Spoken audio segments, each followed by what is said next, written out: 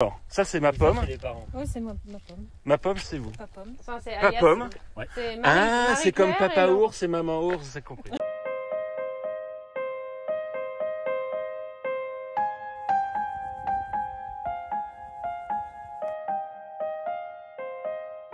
D'abord, on s'est mariés. On a fait des bébés.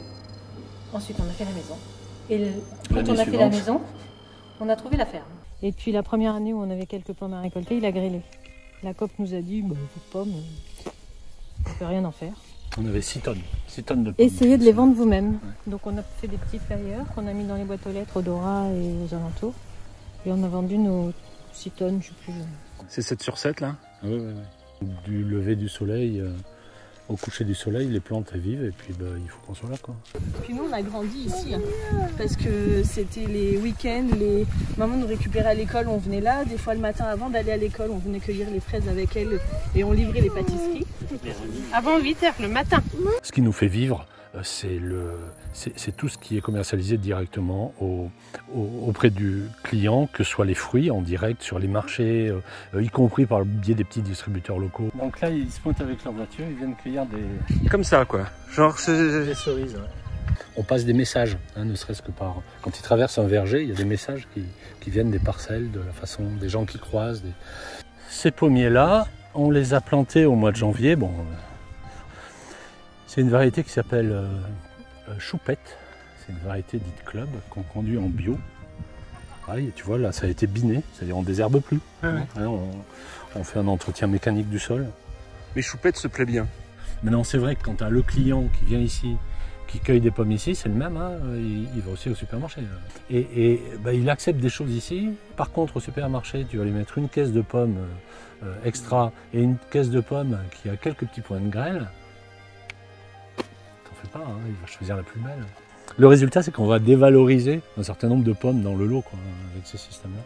Alors que, bon, évidemment, le goût est le même. Hein, c'est pas... Tu vas dans les cerisiers, là-bas, il y a 3 variétés. Après, tu passes ici, tu passes une petite tomate noire, là, clac, bon, t'en croques une. Bon, c'est extraordinaire. Un bel exemple, la tomate, tu prends les tomates jaunes ou noires. Ce sont des variétés qui sont assez difficiles à conduire. Et ces tomates-là, elles ont des formes qui ne sont pas standards. Et on les vend quand même. Et les clients les achètent. Ça, c'est encourageant. On a beaucoup de gens qui nous questionnent sur le fait qu'on soit bio ou pas. Et en fait, on fait comme avec toi. On leur explique notre métier. Et puis, ils nous croient. Ils constatent et puis ils goûtent. Et puis voilà. Et regarde, ici, tu as des fruits. Ici, tu as des fruits. Ici, tu as des fruits. Ici, tu as des fruits. Ici, tu as des fruits qui vont être très très bien alimentés. Ça, c'est la garantie d'un beau calibre. Pour... Ah ouais. Alors, un jour, ils seront à la retraite. Mais ils ne pourront pas claquer la porte et rester à la maison. Alors, on va être comme tous les paysans. On va avoir des retraites minables. Parce que c'est un peu ça le problème des agriculteurs qui ont bossé toute leur vie, qui ont des retraites minables. Donc, on va continuer à bosser comme salariés chez nos enfants. Pour pouvoir nous payer des vacances en Bretagne. Et voilà, c'est l'histoire de notre vie, ça. Et pendant qu'ils travailleront, nous, on pourra aller en Bretagne. En fait, on veut pas plus, on veut juste vivre de notre métier. Mais on est heureux dans ce qu'on fait. C'est ça que les gens ont du mal à comprendre, je crois. C'est pour ça qu'ils nous prennent pour des fous. Moi, j'avais des bonnes relations avec des agriculteurs ici quand je travaillais à la chambre d'agriculture. La plupart n'ont jamais mis les pieds chez nous. Pourquoi ? Je trouve ça génial d'avoir des parents fous. On a des parents qui n'ont jamais été salariés, qui ne sont jamais rentrés dans les cases. Et du coup, c'est grâce à eux qu'on est... Un peu fou aussi. Qu'on est un peu fou aussi.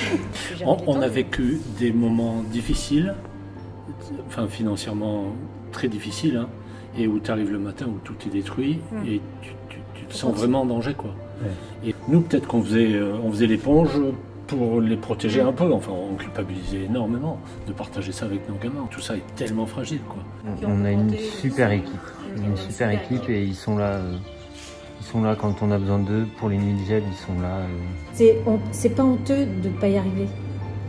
Le problème, c'est d'arriver à accepter de parler de sa situation avant qu'il ne soit trop tard. Mais ils s'épuisent à se poser des questions et je pense que c'est aussi ça. Ils ont été très courageux. Et puis nous, ça nous a... on est un vrai noyau. Donc les galères, on les a vécues ensemble, mais on s'en est aussi sortis ensemble, entre guillemets. Et ils nous ont donné les bons outils pour réussir notre vie et pour être heureux. C'est ça. Puis on est bien ici. C'est un petit coin de paradis pour nous.